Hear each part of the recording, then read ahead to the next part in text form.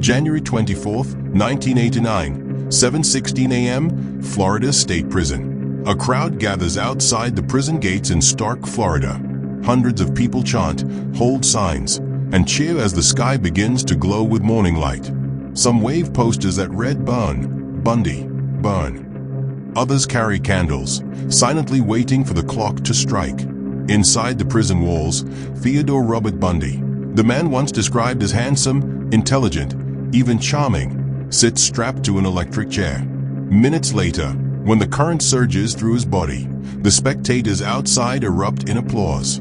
The world has just witnessed the end of one of the most infamous killers in American history. But Bundy's story isn't about how it ended. It's about how long it took to get there. Because before his execution, Ted Bundy had lived as a master manipulator, escaping custody twice, deceiving judges and journalists, and hiding his monstrous crimes behind the face of a clean-cut law student. To understand Bundy's power, you must go back to the beginning. November 24, 1946, 10:35 a.m., Burlington, Vermont. Theodore Robert Cowell is born at the Elizabeth Lund Home for Unwed Mothers. His mother, Eleanor Louise Cowell, is just 22. His father is never named. To avoid scandal, Bundy grows up believing his grandparents are his parents and his mother is his sister. From the start, Ted Bundy's identity is wrapped in lies. By the 1960s, Bundy is living in Washington state with his mother, who has remarried. As a teenager, he develops obsessions with violent pornography, with spying on women, with control. On the surface, he is polite, articulate, even well-mannered. Inside, darker impulses are forming. September 1967, 2:15 p.m., University of Washington campus. Bundy meets Stephanie Brooks, a wealthy, glamorous woman who quickly becomes the love of his life. But when she breaks up with him in 1968, telling him he lacks direction and ambition, Bundy is devastated. This rejection, by a woman who represented the life he wanted but could never fully have, becomes a wound he never heals. Some criminologists believe it shaped the type of victims he would later target. Young women with long, dark hair parted in the middle, just like Stephanie. Through the 1970s, Bundy builds a double life. By day, he studies law, works in politics, volunteers on a suicide prevention hotline. By night, he prowls college campuses and neighborhoods, searching for victims. He learns to lure women with tricks, pretending to have a broken arm, asking for help carrying books or loading a sailboat.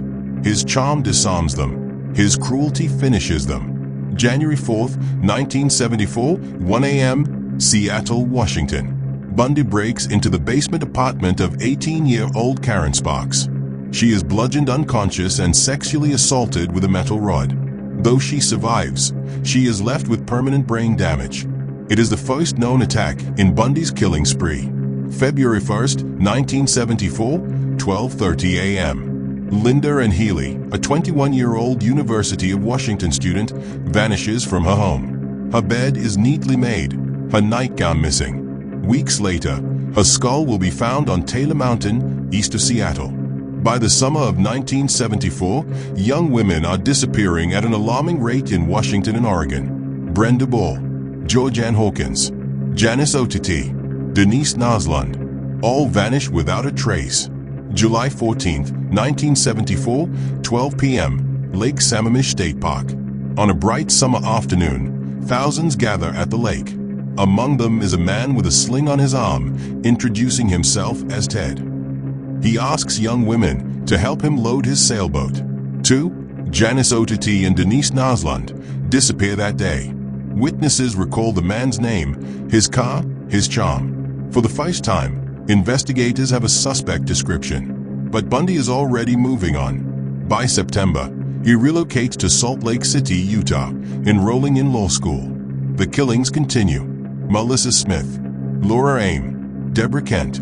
The pattern is horrifying, but the connections between states make it difficult for police to track. November 8, 1974, 11 p.m., Murray, Utah. Carol Dearunch, 18, leaves a shopping mall when a man approaches, flashing a badge. He introduces himself as Officer Roseland, claiming her car was broken into. She agrees to ride with him, but when he tries to handcuff her, she fights back. She escapes his car and runs for her life.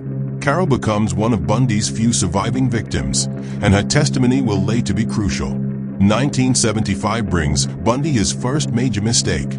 August 16, 1975, 2:30 a.m., Granger, Utah. Police pull over a suspicious Volkswagen Beetle.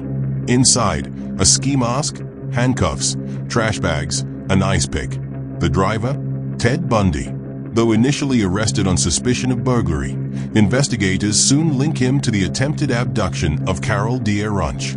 In February 1976, Bundy is convicted of kidnapping D'Aranch and sentenced to up to 15 years in prison. But his story is far from over. June 7, 1977, 10:15 a.m., Aspen, Colorado. Bundy, extradited to face murder charges in Colorado, represents himself in court. During a recess, he asks to visit the law library on the second floor. With no shackles and only a guard outside, Bundy seizes his chance. He leaps from the library window, injuring his ankle but escaping into the woods. For 6 days, he hides in the mountains, surviving on stolen food. Eventually, he is recaptured. But Bundy isn't done. December 30th, 1977, 7:30 p.m., Glenwood Springs, Colorado. As the new year approaches, Bundy squeezes through a hole in the ceiling of his jail cell, crawls through ducts, and slips out of the courthouse. He steals a car, drives into the night, and vanishes. This time, his escape will cost lives. January 2nd, 1978, 9:45 p.m., Tallahassee, Florida. Bundy checks into a boarding house under the name Chris Hagen. He is gaunt, hungry, and exhausted, but free once again. His hunger for control soon turns into bloodlust. January 15th, 1978, 3 a.m., Florida State University, Tallahassee. Bundy breaks into the Chi Omega sorority house. Within 15 minutes, he brutally assaults 4 women, killing 2, Margaret Bowman and Lisa Levi. The attack is so frenzied that survivors describe it as pure evil.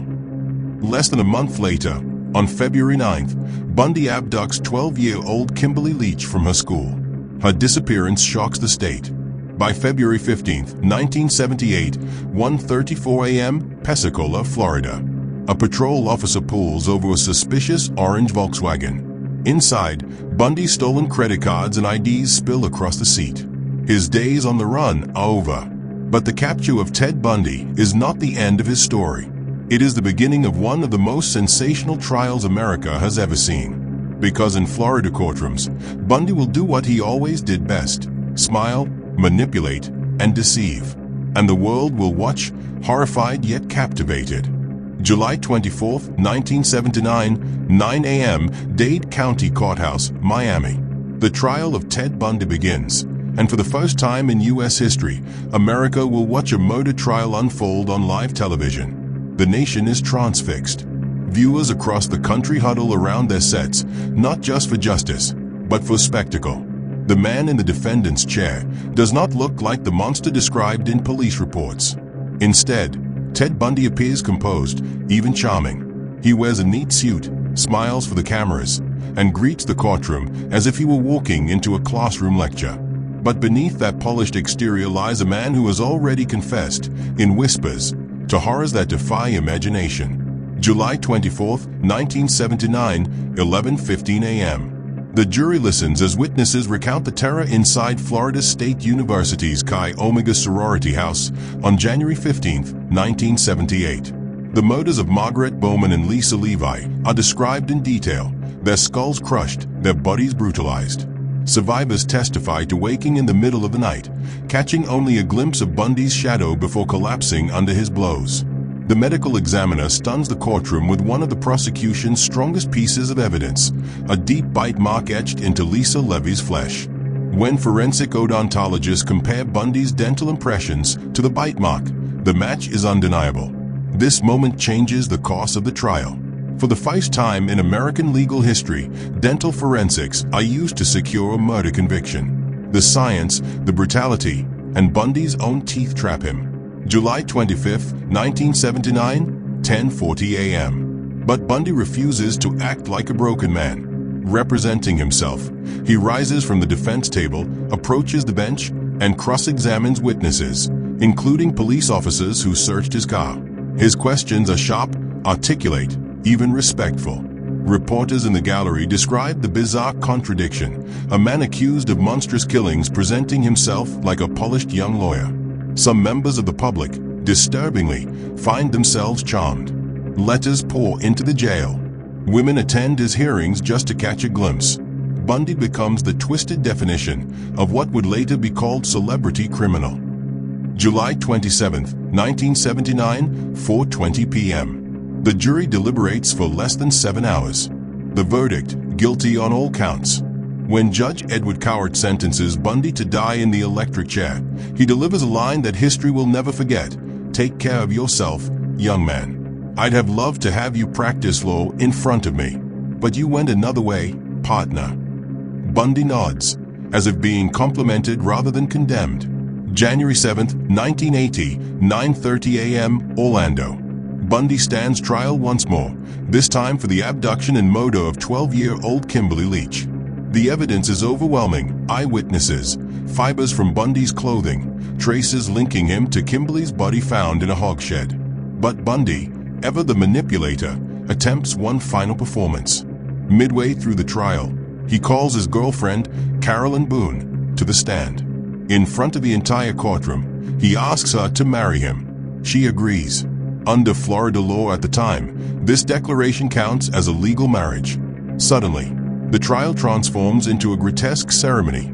Bundy the groom, standing trial for the murder of a child. The spectacle shocks the nation, but theatrics cannot erase guilt. On February 10, 1980, Bundy is convicted again and sentenced to death. The years on death row become a second stage for Bundy. December 1981, 8 p.m., Florida State Prison. Bundy grants interviews with journalists, charming them, manipulating them, occasionally hinting at his true body count. He insists he is innocent one day, then slips details the next. To the FBI's behavioral science unit, men like Robert Ressler and John Douglas, Bundy becomes both case study and teacher. They study his manipulations to better understand how serial killers think, how they deceive, and how they hunt. July 1986, 2:15 p.m. Bundy begins confessing, piecemeal, strategic.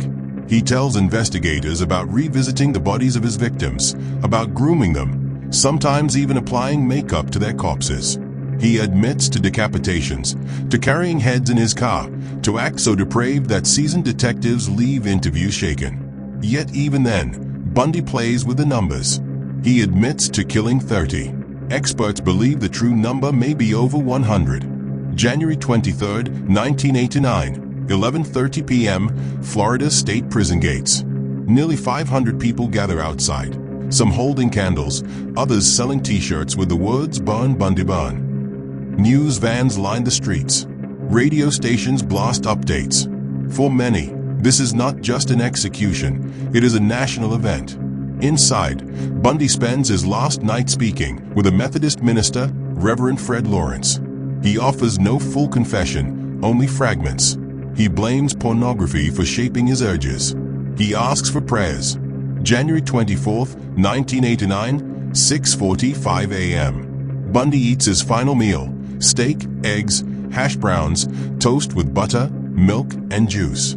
He touches none of it. Guards lead him down the hall toward the execution chamber. Witnesses later say he appeared pale, trembling, the confidence finally stripped away. 7:06 a.m. Bundy is strapped into the electric chair, nicknamed Old Sparky.